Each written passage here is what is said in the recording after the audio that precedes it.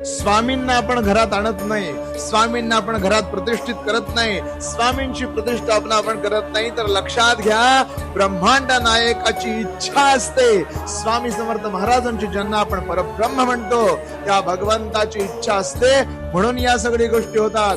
महाराजांचं लक्ष असतंय म्हणून आपण त्यांची सेवा करू शकतो. महाराजांची इच्छा असते म्हणून आपण त्यांना देवाऱ्यात बसवू शकतो.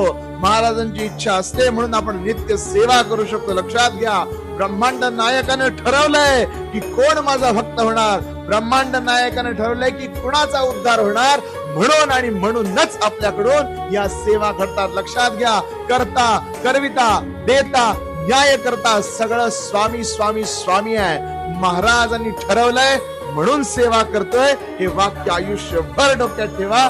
कधीही गर्व, कधी ईर्षा, कधी दंभ मनात येऊन स्वतःची सेवा वाया जाणार नाही. श्री स्वामी